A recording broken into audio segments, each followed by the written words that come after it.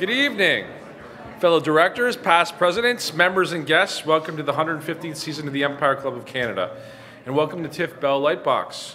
My name is Kent Emerson. I'm the president of the Empire Club and associate vice president at the Municipal Property Assessment Corporation, and your host for tonight's evening, featuring Michael Katchen in conversation with Amber Kanwar. We also are lucky tonight. We have Doug Downey, MPP Doug Downey, that's going to give us some comments on behalf of the government of Ontario. I'd also like to thank our sponsors tonight, Power Financial Corporation and Portage Ventures, and our media partner, National Post. And also thanks to MediaEvents.ca for webcasting tonight's event. Without sponsors like these great companies, the Empire Club events would not be possible, so thanks for your generous support. Tonight, we are very pleased to have students also from, there's many students here from Ryerson University, University of Toronto, we have students from Hubbard College and Centennial College who are interested in coming, and thanks for coming out. We also understand that Claire Schultz-Albert from the Minister of Finance's office is here. We also have Pat Chacos and Deborah Faubert from the Ontario Securities Commission here. And this evening's topic is getting the recipe right, making Canada the best place in the world for financial companies of the future. And to be honest, I think a lot of us are very interested in hearing how we get the recipe right. It wouldn't be a surprise to anyone in this room that fintech remains challenging for governments and policymakers alike, because keeping up with this fintech industry requires incredible speed. Essentially, companies like yours are cooking up new products faster than a short order cook, and everything coming out of the kitchen is personalized, gourmet, and niche. The innovative technologies being introduced by new entrants into the financial sector promise increased choice, improves convenience, and lower prices for consumers and businesses. Rightfully so, many governments and regulators have taken note and recognized that companies like yours are truly changing a sector that remained relatively unchanged for a long time. And they have sought to better understand and keep pace with the evolution of fintech, and that's why it's so great to see representatives from the Government of Ontario here tonight and the regulator. Fintech has made a serious contribution to the financial services sector, and therefore a significant contribution to an industry that's very important to Toronto and to Canada. Contributions through efficiency, automation, innovation, and yes, disruption. What makes tonight's event particularly interesting is our guest speaker is a leading fintech disruptor who bet on Canadians, particularly young professionals, being willing to break with tradition when it comes to investing. Anecdotally and statistically, Canadians are really known to that they haven't really changed that much in their financial habits, and they've been using traditional lenders for many years and traditional investment corporations. When you think about that, it must not have been an easy bet to make to bet on Canadians, but it clearly paid off, and his company, Wealthsimple, has become a big player in the financial services landscape in serious competition to more traditional institutions. The company has raised the profile of both robo-investing and socially responsible investing, which I think says volumes about how Canadians want to understand their money and have some control over where it's going. And since this is still a somewhat a nascent space, the future of our financial services remains a bit uncertain. And tonight, Mike, maybe you can shed some light on that. So the Canadians want to choose to invest in an important conversation that we are having, one that is probably only going to increase as new companies enter the market and as governments explore policies such as open banking. I'm glad there are so many different representatives that are here to have this conversation. One of these people are Doug Downey, who the Empire Club of Canada has invited to bring remarks on behalf of the government, and tonight we will begin with Doug. Doug was elected as the Member of Provincial Parliament for Barrie Springwater, Oro-Medonte in 2018. He's the founding partner at Downey, Tarnowski, Lasselin, and Tapano Law Professional Corporation, and has earned professional recognition, including the Lawyer of the Year Award from Simcoe County Law Association, the Business Leader of the Year by the Aurelia Business Association, and as one of Canada's leading lawyers by L'Expert magazine. Prior to the election, Doug has gained extensive experience in politics from working as a city councillor to chairing an independent panel on the future of the Trent-Severn Waterway. Doug is here today in his capacity as the parliamentary assistant to the Honourable Vic Fideli, and obviously the Ministry of Finance is responsible for setting policy in the fintech space. And so we're all interested in your thoughts around fintech, Doug, and where the government is headed. Please give a warm welcome to MPP Doug Downey. Thank you. Thank you, Ken, for the kind introduction. I'm excited to be here tonight, just as you are. It's going to be a very interesting discussion, I think, and I look forward to what you have to say. The technology, the emerging technology, is going to transform the financial services industry, not just in Ontario, but of course around the world. And like many of you here tonight, I don't pretend to be an expert on the subject, and you may be shocked to hear that I don't own Bitcoin or Ether, or whatever my son's accepting when he's playing PUBG and Dota and all these other things from his sponsors. But I know enough to appreciate that this next wave of innovation will help the government, it'll help consumers and investors in ways we've never imagined, and probably not before too long. Ontario has rapidly become a global hub for the development of new financial technologies, otherwise known as fintech. Global investment in fintech ventures reached $24.7 billion, that's billion with a B, in 2016, and continues to grow. Canada's financial services industry, centered in Ontario, right here, spent $9.2 billion on IT alone in 2013. The Toronto-Waterloo FinTech Corridor, it's part of the second largest IT cluster in North America. So our potential is huge, and we need to act now in order to secure our place, to keep our competitive edge. One of the ways that our new government is doing this is by creating conditions where anyone can start a business, grow a business, create jobs, and employ people, and that includes the fintech industry. We want fintech companies to innovate and create jobs right here in our backyard. We're committed to this as a government. We want to work with you, and we want to harness the new technology. We want to hire world-class talent trained by some of the best schools around the world. We want to invest and build their businesses here, not in Japan and Switzerland and Singapore. We want them right here in Toronto. We want them right here in Ontario. And to help attract and retain those investments, we need to cut red tape. We need to ensure fair, efficient capital markets here in Ontario. In fact, our recent fall fiscal update, we call it the FES, the Fall Economic Statement, that we released just last week. We committed to reducing red tape by 25% by 2022.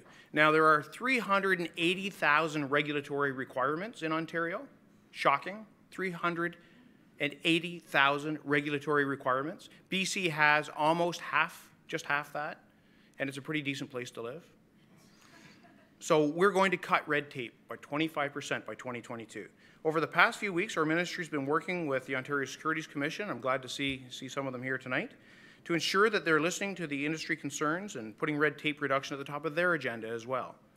Our regulators must be sensitive to any unintended consequences of the rules and strive to create the conditions where all businesses in the ecosystem can thrive. That proven approach is what has made Ontario the financial services leader that it is today, and we must retain that position. As a government, we will target unnecessary regulations. Where regulations are inefficient, outdated, or duplicate federal rules, we will deal with them, while taking care to safeguard investor and consumer protection. Our government wants to restore Ontario to its rightful place as the economic engine of Canada, and we know emerging industries like fintech can help put us back on track to prosperity and success. I'm looking forward to tonight's discussion. I'm interested to hear what our guests have to say, how we can make Ontario a great place to innovate, grow fintech companies, and make Ontario open for business. Thank you.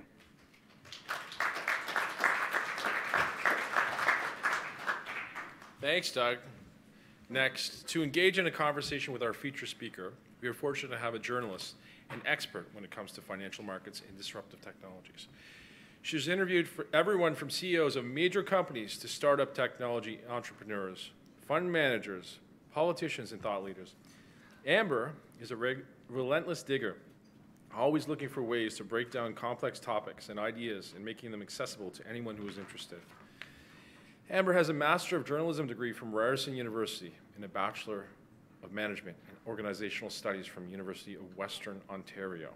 Ladies and gentlemen, welcome to the stage, the host of Business News Network's flagship morning show, Business Day AM, and host of CTV's Disruptors, Kanwar. Amber Kanwar. And finally, tonight's featured speaker has built Wealthsimple, one of Canada's leading financial technology companies from the ground up.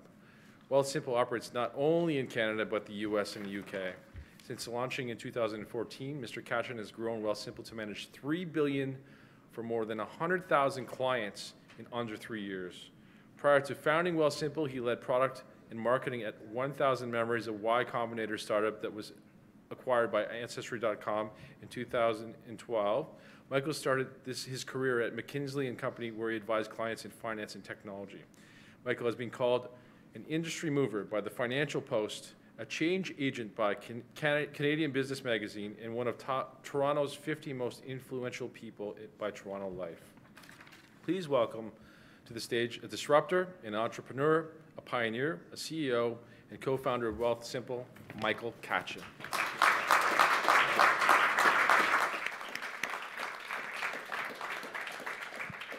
Well, I'm really excited to be here. Thank you, Michael, for giving us your time and a chance to pick your brain.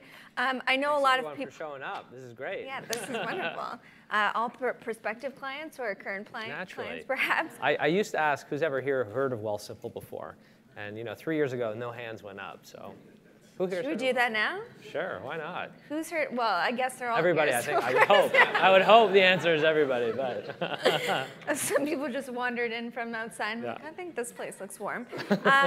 So for those people, maybe just give us a primer on what Wealthsimple is today, because it's very easily labeled robo-advising, which I know you hate that term. But you've expanded into so many different products as well. So just give us kind of a status update. What is Wealthsimple today? We like to think we're creating the most human financial institution in the world, and really building what the financial institution of the future will be. So we started with a very simple way to invest, helping people, mostly young professionals, get started, where the average client would come in, and it was about 40% of them, it was their first time investing. We'd help them build a portfolio that met their long-term investment goals, their needs, their tolerance for risk, got them started on a path towards building really great long-term investments.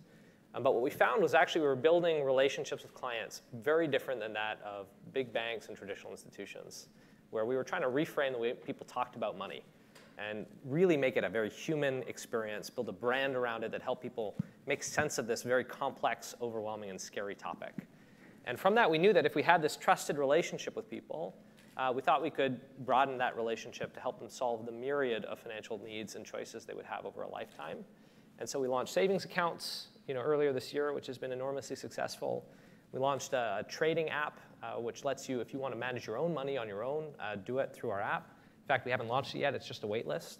But we now have more than 90,000 people on the wait list, which is pretty incredible. Commission-free, right? Commission-free.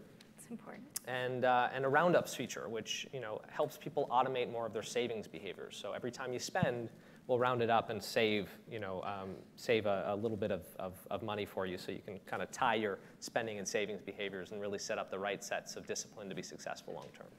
The robo label comes from the fact that when I tell you what my needs are, you kind of match them with an existing product set that you have and say, well, then these are the 4 or 5 ETFs that you should be holding, and they're kind of automatically rebalanced as my life evolves or as the market changes. And you charge less for it than a traditional money manager would have. So when I hear you talk about the relationship that you have with customers, but on the other hand, you're also charging less because it's a little bit more light touch. So how do you marry the fact that it is a little bit more automated, you are taking the human element out of it, but that seems to be the very thing that you're emphasizing? For us, we think about it as, if you think about the way people used to manage money, you only had 2 options, right? If you had a lot of money, you could hire someone to do it for you. You usually needed a lot of money to get access to that. Most account minimums at a traditional investment shop are $1 million or more. And because it was a very in-depth, high-touch service, you paid a lot for it. And if you didn't want that, or you didn't have $1 million to get access to it, your only other option was to do it yourself. Either buy a mutual fund at the bank branch or open up a discount brokerage and build your own portfolio. And most people don't want to manage their money, shouldn't be managing their money, so they need help. And so when we think about it, we've created this service that kind of sits between those 2 models. And the way we deliver advice is on demand. So unlike in a traditional relationship where your advisor would come to your house, they might take you to dinner once a quarter, give you a call on your birthday, we realized that our clients didn't really want that from us. But what they wanted was access to an expert advisor when they had a question for legitimate help and advice, when they wanted it, how they wanted it, and then nothing else. So we have advisors on staff that are available at no extra fee, that if you want to schedule a call, you want to do a financial plan, You want to do it by text, by video, by email, we make that available to you, but it's on demand instead. And because of that, we've been able to automate so much of the back office and kind of experience of investing that we pass those fees on to clients and end up doing it at a really low cost. And you've attracted some dollars to that cause. $2 billion are the assets under management? Or is Three it now. $3 billion. Yeah. And that was, so you just announced $2 billion this summer? Something like that. Yeah. So here we are just a couple months. So you're obviously growing. Now the argument would be $3 billion to you is less than what it means for a mutual fund manager who gets to charge a lot more on those assets. So have you by necessity had to go out and create all these other different products to try and build a business? Because robo-advising in and of itself it has been argued is a low margin business. For us, the key that we've set up with our business is if you think about the long-term trends in this industry, we're sitting on a pretty exciting opportunity. Because if you think about it, 80% of our clients are under 40 years old. And so these are folks that are building wealth, but don't yet have the kind of wealth of baby boomers or the next generation, but are going to be inheriting that wealth, over the next 20 years, and are also building that wealth in their own right. And if we can establish a trusted relationship with them today and grow with them over the next 20 years, this is what the future of the industry is going to look like. And so for us, that's step one. And then step two was, we tried to find a partner that believed in that long-term story. Wasn't a venture capital firm that necessarily had, a need for liquidity in 7 years. And we found that in Power. And Power Financial has been an awesome partner to us. They've contributed $165 million of capital to the business to help us grow quickly to date. And the beauty of that business is despite being such a large, publicly traded enterprise, it's family controlled.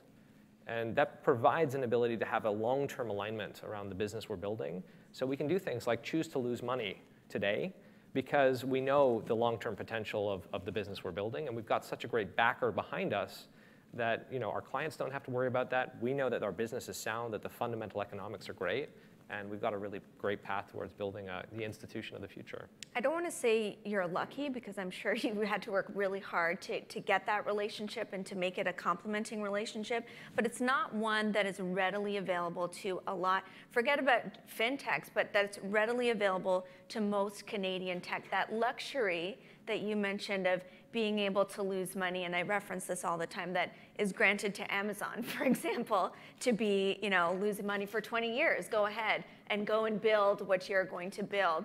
I don't think that kind of patient capital really exists in Canada.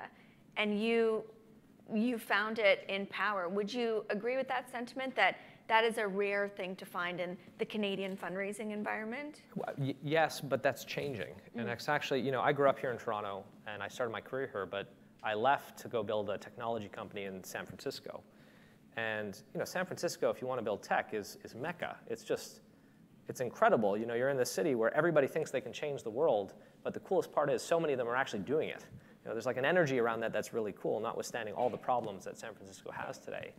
And at the same time, when I decided to start Wealthsimple, I moved back to do it. Most people would say, that's crazy. You leave San Francisco to build a technology company in Toronto? Like, what the hell are you thinking? But there was something happening here where, for the first time, you were seeing this emergence of a cohort of great technology companies. Everybody was talking about the talents coming out of Ontario schools like Waterloo and Toronto and not just Ontario, but across Canada, like an incredible influx of Canadian talent in tech. And this emergence of new capital to fund those businesses. When we did the deal with Power, Portage didn't exist.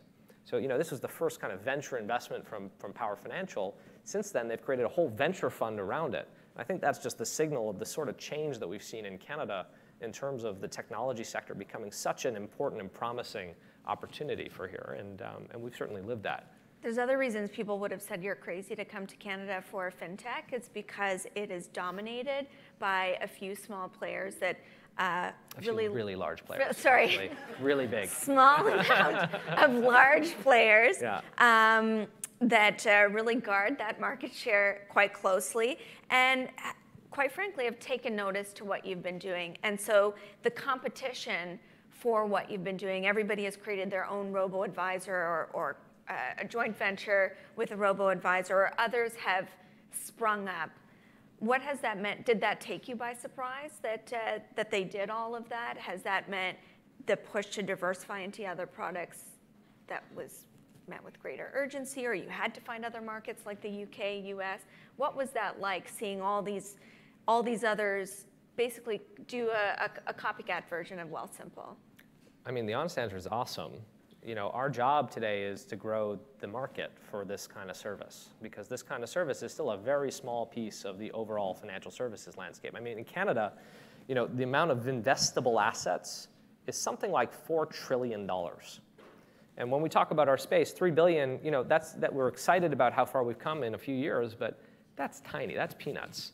So we've got to talk about how do you grow this space to become something meaningful for the industry. And so having big banks launch competitors to us validates the business. And it's cool because when we launched, the sentiment was, that's cute, but they'll never really be successful because we own the trust of Canadians, and trust is so important to this business. And they were right about that trust is fundamental to this business. And I know we're going to get into talking about this industry. Trust is a fundamental part of how you build a financial services industry. I think the incumbents misplace what trust is all about. How? There's a difference between, I wish I had a better word for it, but there's a difference between believing that a business is going to be around because it's been around for 200 years versus trusting that a business is going to do what's in my best interest and like wanting to and loving doing business with that partner. And I think the expectations of especially our generation are to do business with firms that we love to do business with. If you can order a cab with the press of a button and it's there in 30 seconds, I am never going to go and stand outside in the middle of winter and wait for 20 minutes on a busy night in downtown Toronto trying to flag something down. If I have to, when I want to open up an investment account, fill out 50 pages of paperwork, send it in somewhere by fax or mail, wait 4 weeks to hear back only to find out there was a mistake and I've got to start all over again, that's just not a world that I'm prepared to live in. And so I think that people are starting to change their view of trust. It's not about big old institutions that have marble, retail locations. It's about who's going to deliver on my expectations, who's going to out-deliver and deliver an experience I love and I want to be a part of. And that's, I think, the opportunity here.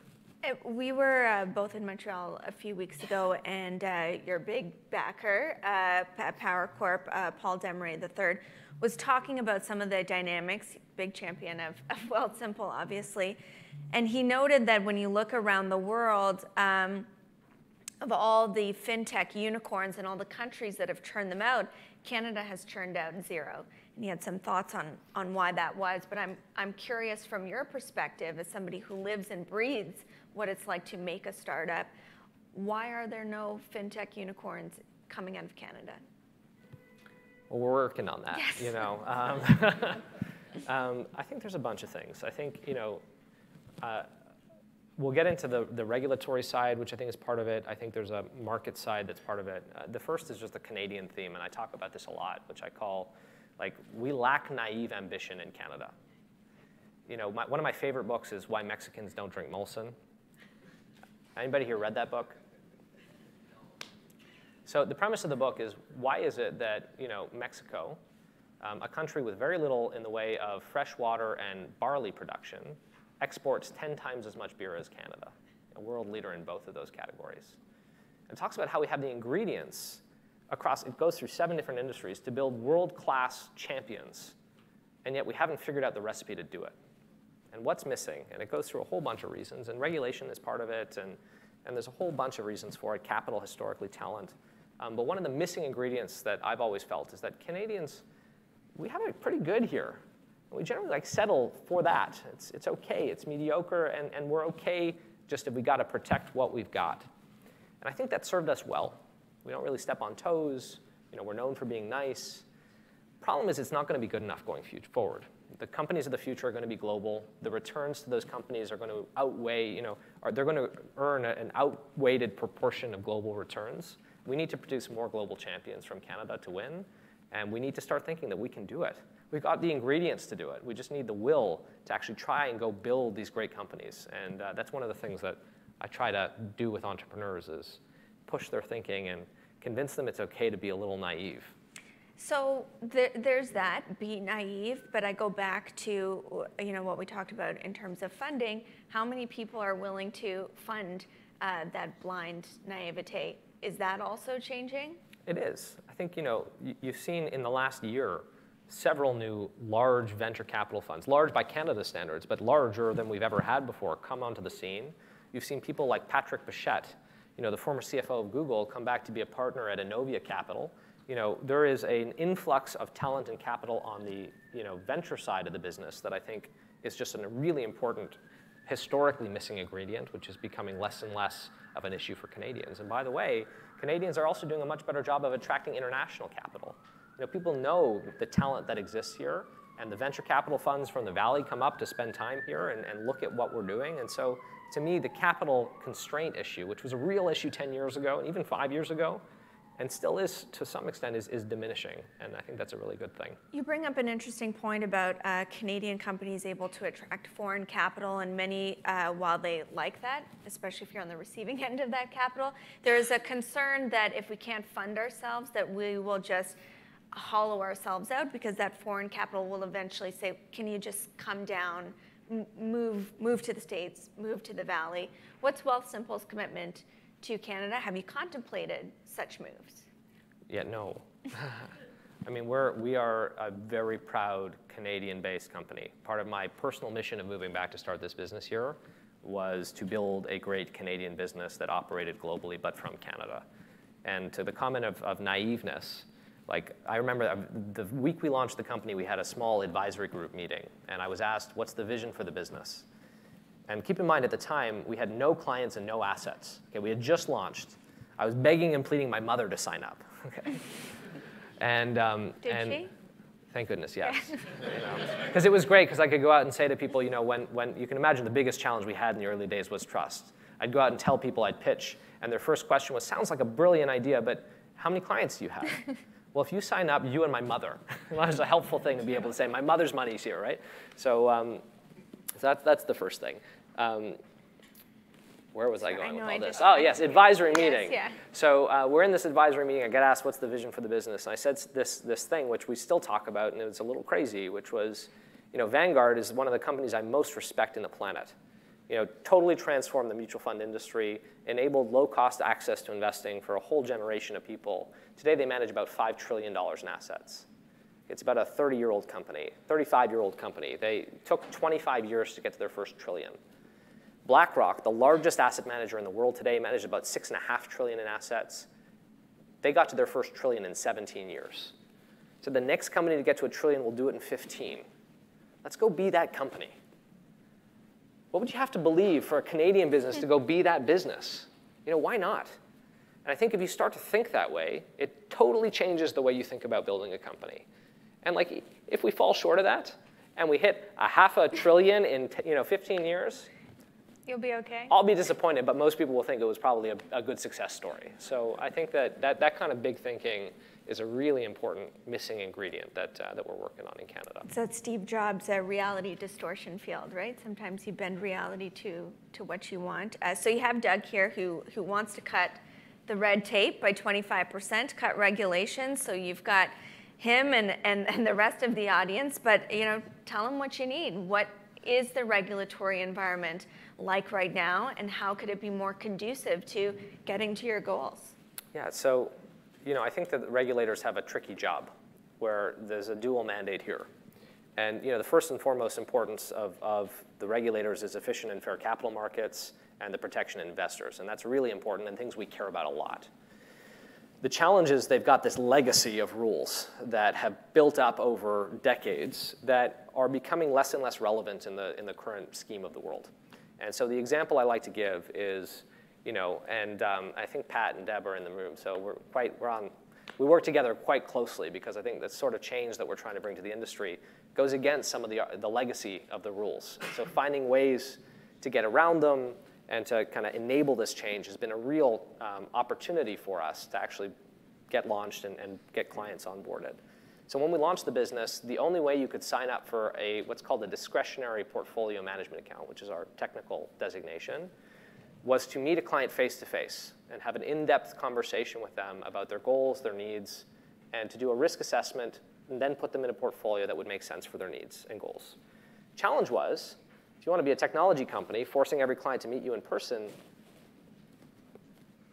kind of breaks the economics. That's point one. Point two, if you're talking about servicing young professionals that haven't had access to investment advice historically, they don't want to meet you in person. They're never going to do it. And so by forcing that, you, in essence, are saying that young people will never get access to investment advice. That's not a solution that the regulators want, the government wants, we want.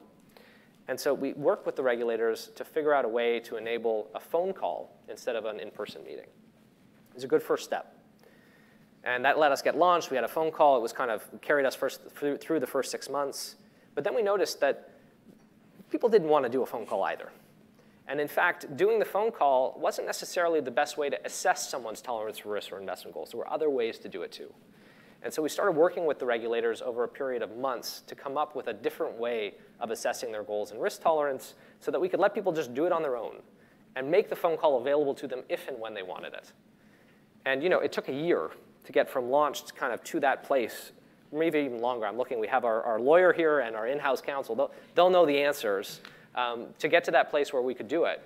And all the way along, the regulators were supportive, but it's just the speed at which you can get these things through is a real challenge sometimes. And it's a real frustration on both sides, on their end and on our end. And I think the comment around cutting the red tape, to me, is all around how do you increase the speed at which we can regulate this industry, both when new things come up and as well as kind of run-of-the-mill.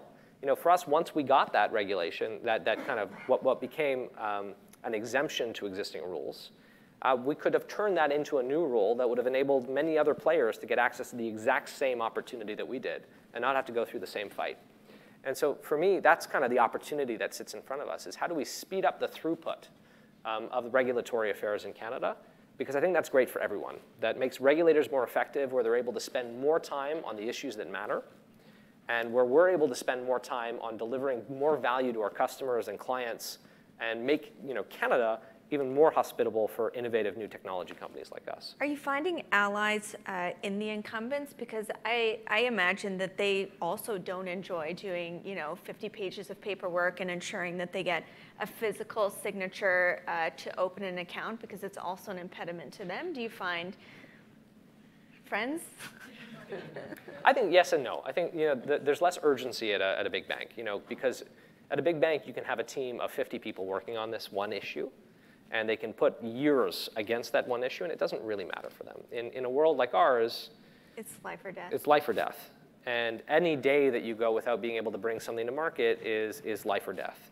And so that's I think it's just not a fair trade. I think they do care about it, but they just work on very different timelines. They're slower than regulators in many cases. So I think that it's not a fair thing to say that that they have the same amount of urgency as our industry. And just, you mentioned it affected the speed at which you could grow. Did it also affect the unit economics? A lot of people talk about customer acquisition costs, and obviously you want that to be low so that the money that you're getting out of the customer is higher than what it costs to bring them to the platform. Do you have a sense of how much working on these regulatory issues added to those customer acquisition costs? We've never quantified it, but the answer is a lot. And I think to your comment around having access to power, being able to work with not only with an internal team, but external counsel of lawyers to help us navigate the process was a luxury that we had that other startups that are less funded wouldn't have.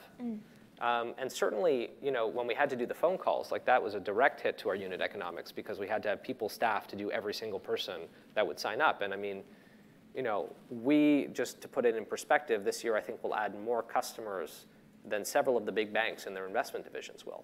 So, and, you look at Wealthsimple, and we're still small, but the rate at which we're growing is larger than some of the banks with all of their distribution, all of their retail branches, and frontline staff.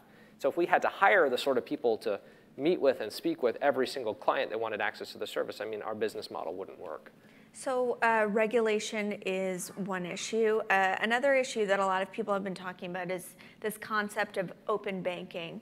Right now, your banking information is siloed within your bank, and the ability to share that with other people who need access to your credit or even another bank is very difficult and cumbersome. So this notion of open banking is kind of opening that up and allowing different apps to plug into that, like a user API. Think about it as Google Maps. Google Maps kind of happened, and without Google Maps, there would be no Uber, right? Because they were able to build on top of that. So this notion is that if the data is out there, you would then be able to build on it. I imagine as an upstart that is something that you would be supportive of, that you'd like to see in the industry. Why is that so crucial? Well, to me, this isn't about, I think there's an argument to be said that this is great for clients because it'll enable greater services and innovation. All of that is true. To me, it's kind of table stakes, that this is the way the world is moving, and there's a competitiveness question around, will Canada keep pace or not? And the UK has done it. Yeah. Australia, I think, is doing it. And it's a conversation around the world at regulators to move to this. And I think the reality is that the underlying purpose is people should have choice. And who owns the data?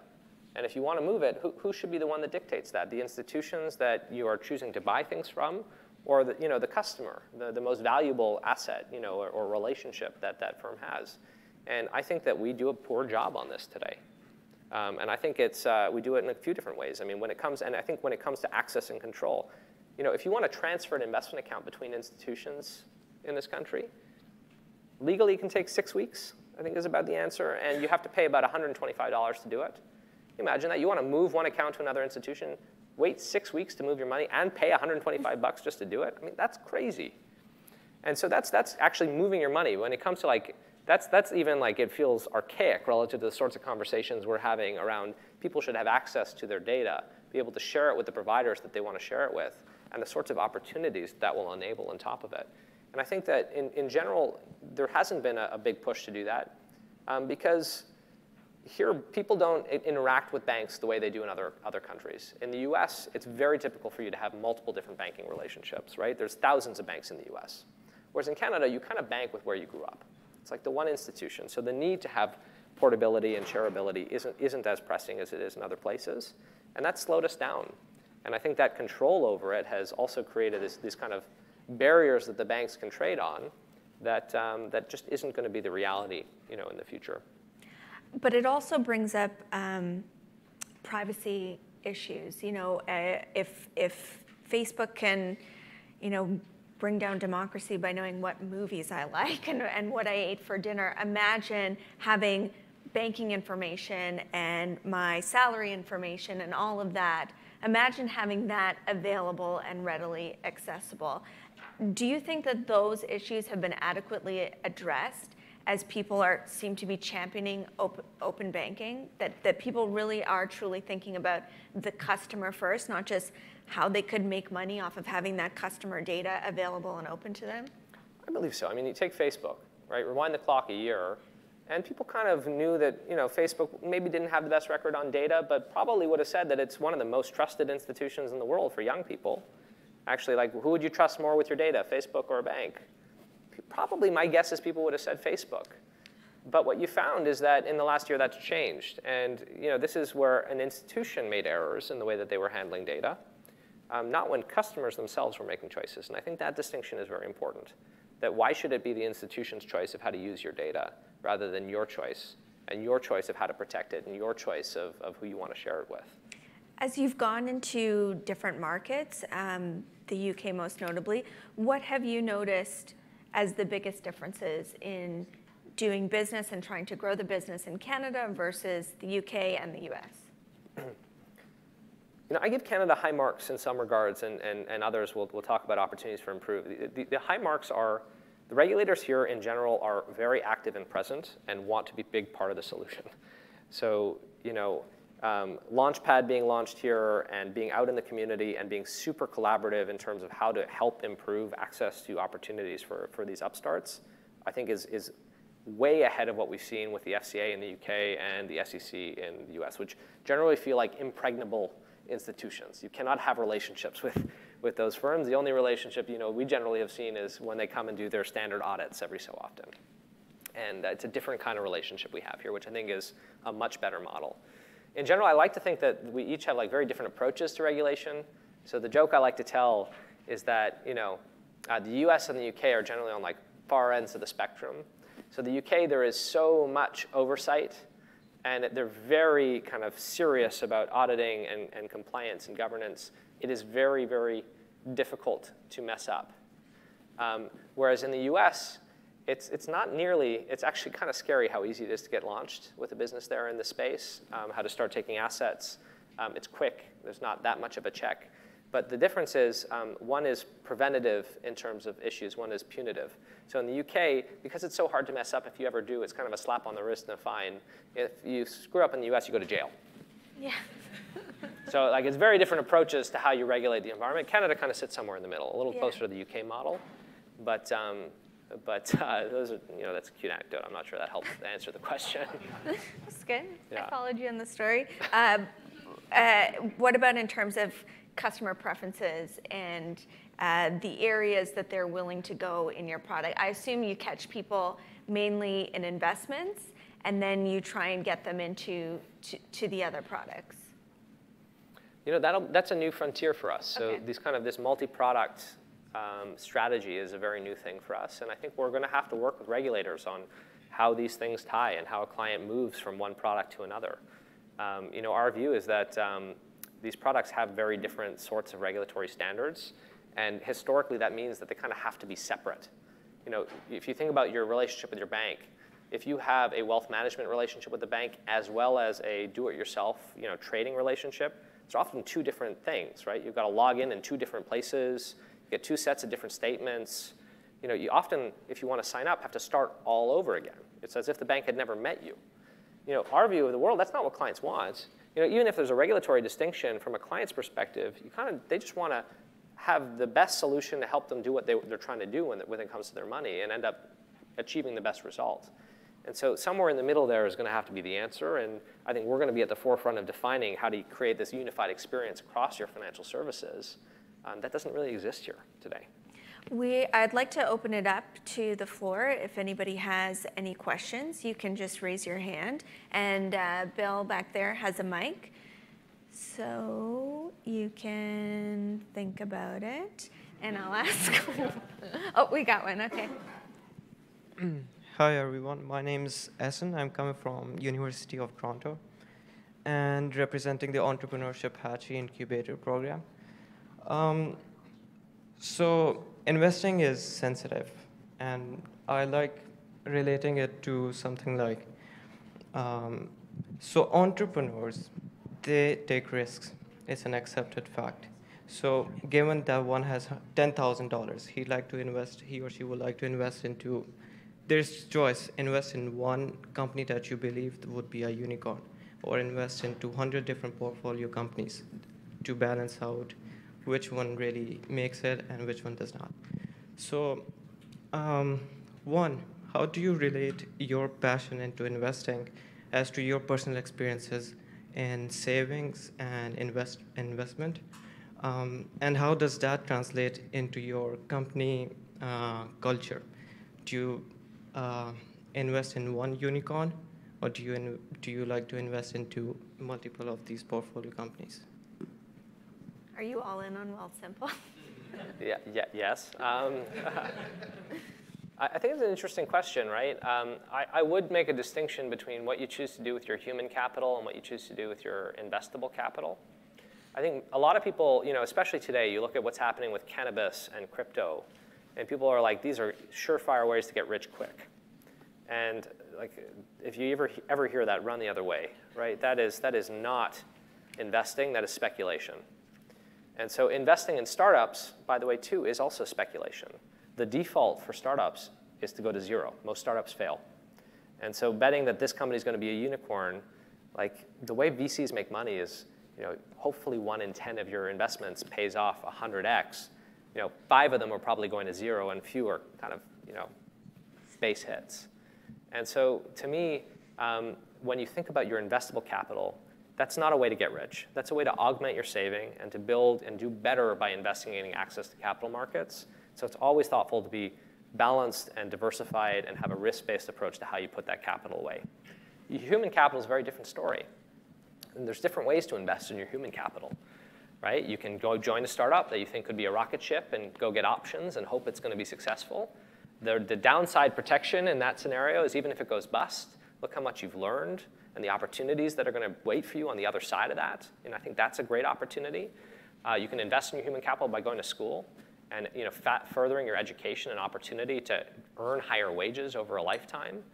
And so I think that I would first make that distinction. Within our business, yeah, we generally do think about a portfolio. I mean, we are all in on Wealthsimple, our core investment portfolio, because we've hit what you would call in the startup world product market fit. People seem to want what we're selling, and we want to make that as big as we possibly can. We think that'll be a very big business. But in parallel, we're starting to build a portfolio of other products. And our view is that some of them will work, some of them won't. And so, to make the investment worthwhile, we kind of have to build a portfolio alongside it and hope that at least half of them are successful. And if we can do that, we'll further our chances of building a big company. Does that answer your question? Hi, Michael. My name is Kelly Harris. I'm Vice President of Corporate and Public Affairs at First Ontario Credit Union. And just a little thing about the credit union system. We're first with debit cards, first with online banking accounts, first to loan to women in their own name. So it's nice to have disruptors joining us in the system. It's true, and first introduce socially responsible investments. The credit Yes. unions are actually at the very forefront in the history of Canada. And Sorry, I was picking on the banks, not the credit unions. no. My question is, it's something that we face every day, and it's interesting because you talk about the lack of unicorns in Canada, and we talk about Canada's bank addiction, and we're at the home of the banks right downtown Toronto. How do you break through that bank addiction so that we actually can see more people going into, and more investment and more disruptions going into this area? I think by doing it, this might be an unsatisfying answer, but when we launched, just over 4 years ago, I think people thought that we would not be successful because we were not a bank, and Canada's different. People only bank with the banks here. 4 years later, 100,000 clients in Canada are trusting us with their life savings. Like I mentioned, we're growing faster than the banks in their investment divisions in terms of number of clients added.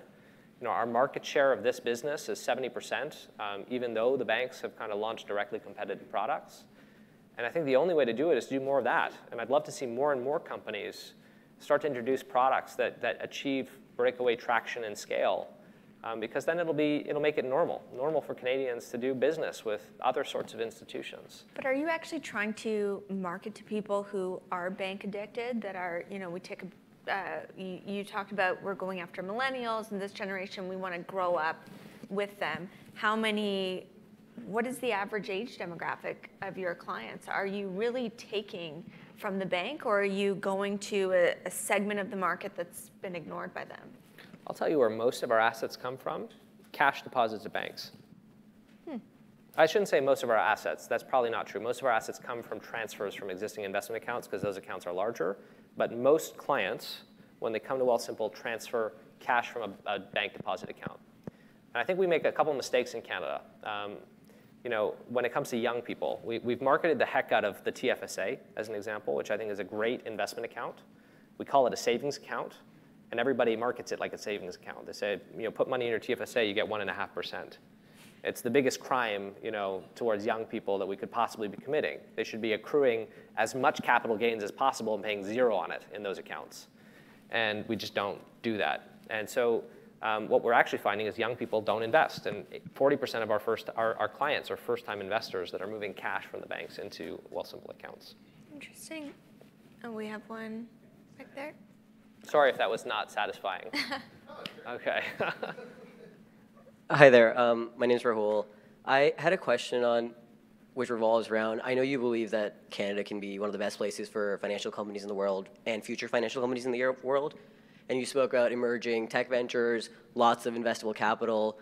I guess my question is more on the devil's advocate line, where I see, Canada initially has lagged in adopting to fintechs, sticky nationwide incumbents, tremendously increased CAC.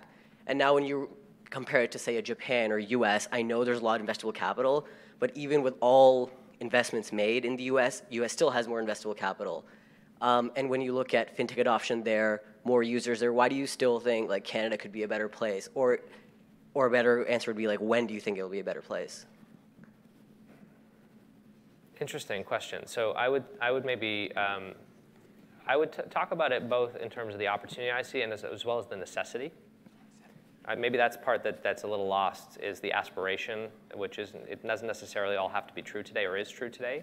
But if you think about what we do in Canada, we have 2 industries, right? What are they? Banks and oil. We mine things, we pull things out of the ground, and we finance that activity. That's Canada. That is not, if that is the answer for Canada 20 years from now, we're all in trouble. That's my firm belief. And I think that that'll be and continue to be an important part of our economy and industry, because those goods will be needed for decades to come. But we need to create a diversified economy in this country. And the knowledge-based economies are going to be the massive gainers of the future. And what do we have going for us today?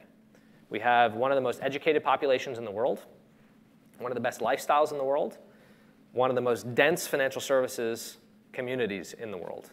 And so if we can somehow figure out how to combine our awesome talent of both technology and financial services with the opportunity set that faces the global financial services system, we've got some of the ingredients, if I go back to that analogy, to be the worldwide leader in this space. And by the way, we've done it. You know, think about a couple examples in history. We were talking about pension funds earlier today. And you know, Canada, I don't know how many of you know this, we were the first to really professionalize the pension fund system. We are still regarded as among the best in the world when it comes to pension fund management. We exported that capability to the world. You know, same when it came to 2008 and the crisis, you know, you could debate why we were out ahead, but Canada's banking system was looked at as they navigated this well. They had better risk policies. And so as a result, they were in a better position. I would argue they could have capitalized on that position, you know, to like build themselves and become more global institutions. But we have done it in this space, and we kind of have a necessity to do it if we want to continue to reap the benefits of a prosperous economy. We have one in the front here. So one of the knocks against robos, forgive me for using that term, but that when the market crashed or corrected, they had never been through that experience, and you know the belief was money was going to run from that. Can you maybe talk about what you've seen and how you guys have worked to address that concern? Sure. So we get this question a lot, which is you've never lived through a 2008, and what happens when the market blows up? The first answer I love to give is that we tell people that's happening, that will happen. You know, if you think about most investors on the street, they try to convince you, I am the best money manager on the street. Give me every dime you've ever earned in your life, and I'm going to beat everybody else. And it's a false promise. Very few, by the stats, ever deliver on that promise. So first is we don't make false promises.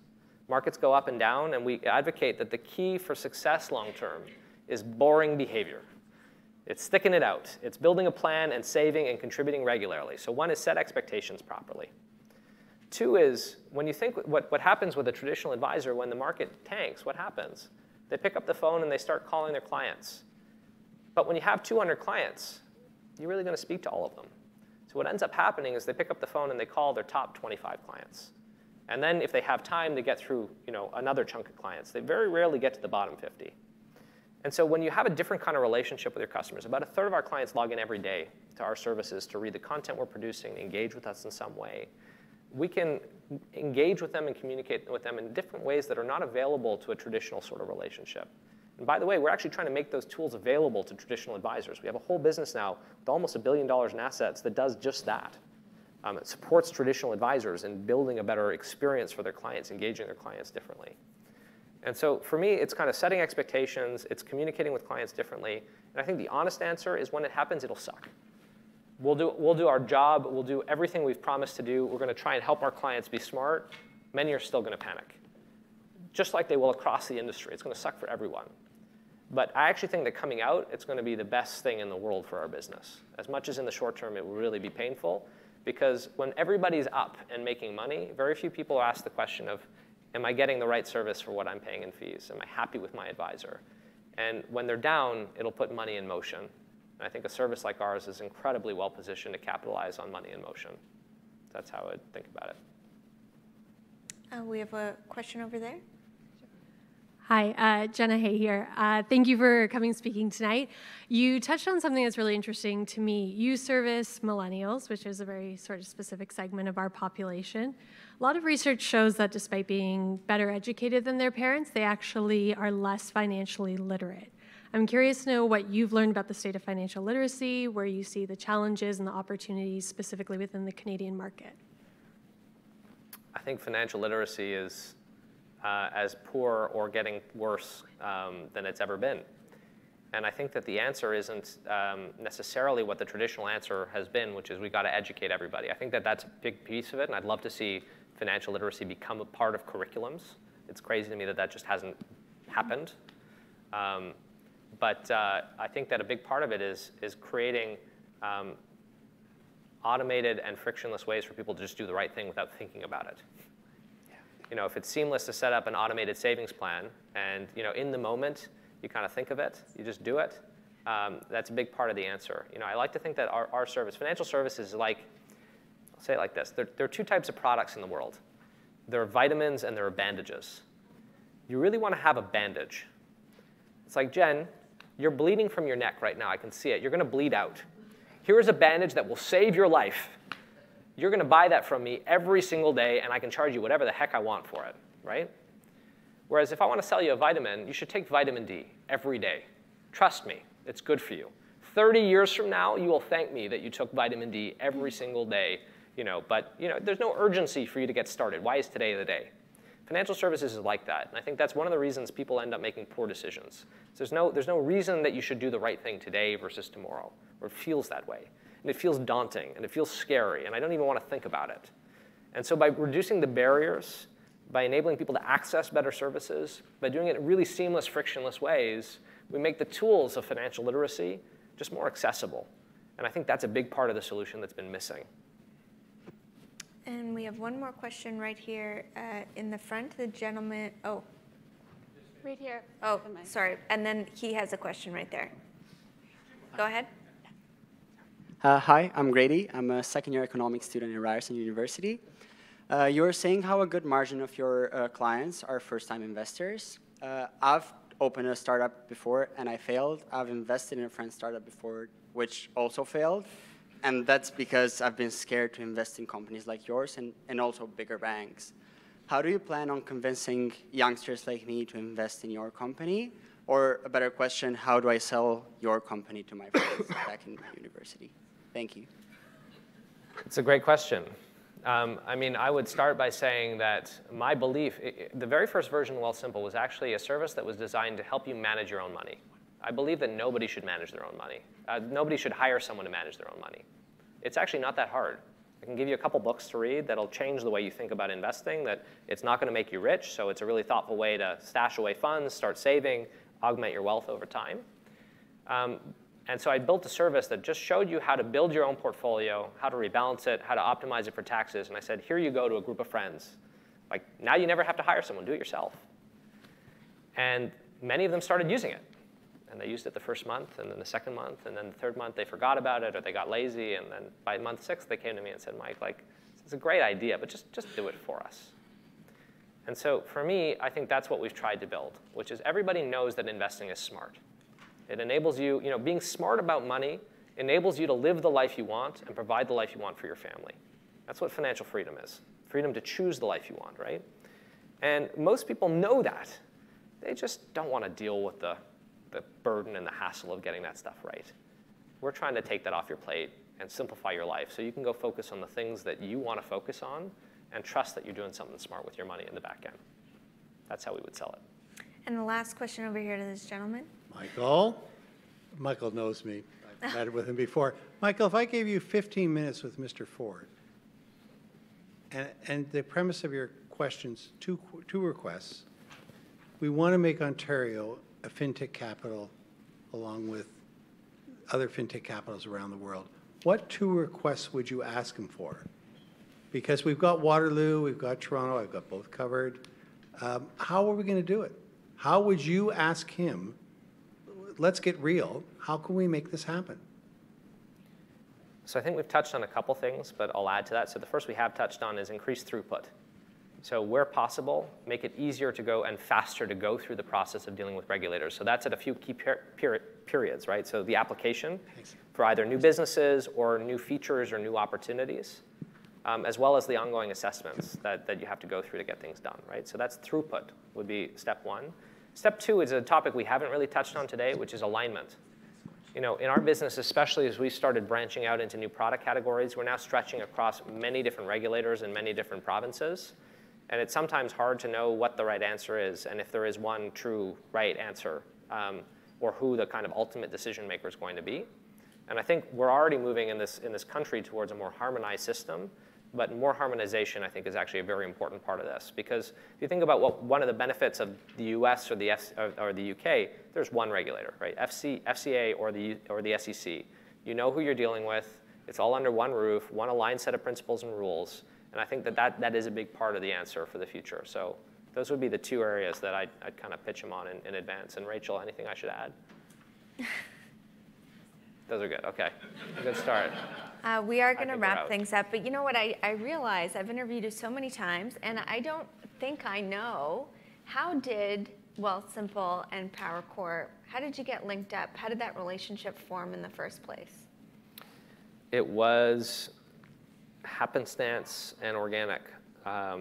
We had just raised a seed round of capital. So we'd raised $1.9 million from a great group of early stage angel investors to help us get things going. And one of those angels met Paul Demery III at, of all places, I think, an art fair.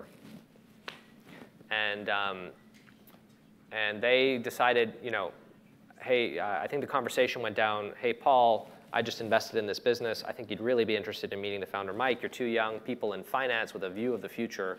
You might get along. And we met for coffee and just hit it off. And every month, we'd kind of get together and just talk about the future, talk about the industry. And over time, we realized that we saw the industry evolving in a very similar way.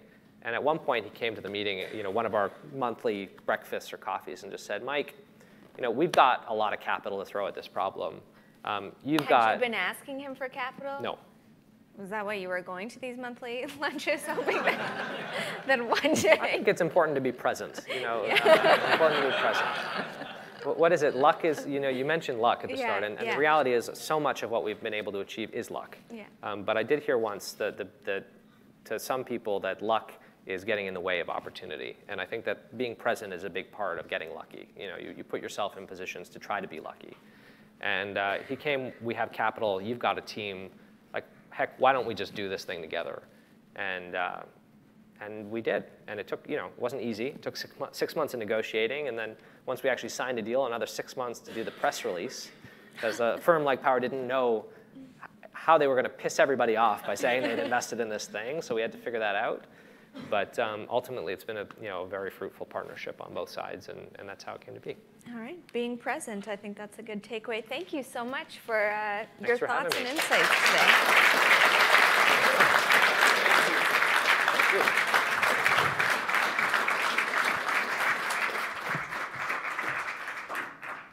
I would now like to call in Ben Harrison, partner and head of LP engagement at partnerships at Portage Ventures, to give the speaking appreciation remarks. Thank you. Thank you. So I will keep my comments short and sweet. Let me start by saying that Portage is proud to be a sponsor and supporter of tonight's event.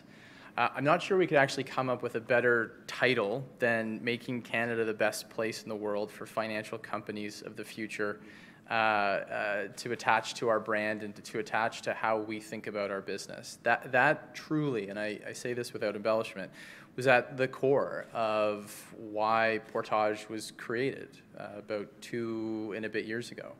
And I think it will always be at the core of what we are trying to build in this country. Of course, this goes without saying that the most critical ingredient, and Mike talked about a few of these ingredients today, but the most critical ingredient to making that aspiration a reality is finding and supporting visionary entrepreneurs like Michael. So Michael, thank you tonight for, first off, I guess, coming back from San Francisco. I think that helped.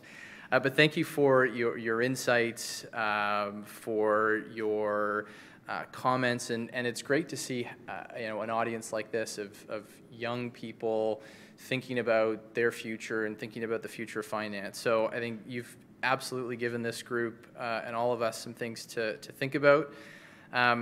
As you indicated, there are a number of great things about this country and being a new entrant in this country, but there are also lots of challenges, systemic challenges that we have to continue to push against and see the bigger vision. And so I think what you're doing is a great example to others of what can be done. And so we share your optimism about what can happen in Canada and the ideas, and with the right ideas, with the right policy, which is critical. And I like this, with the right amount of naive ambition, we do believe that the future is very bright. So thank you for tonight's comments.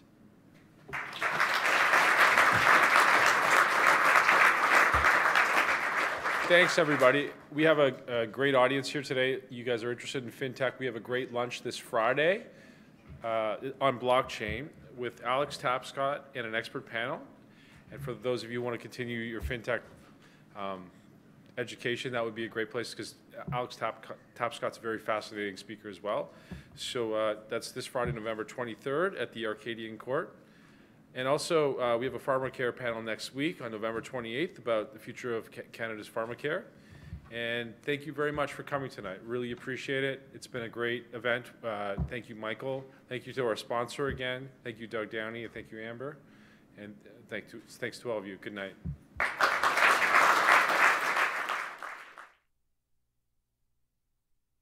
Coming out, so don't go home.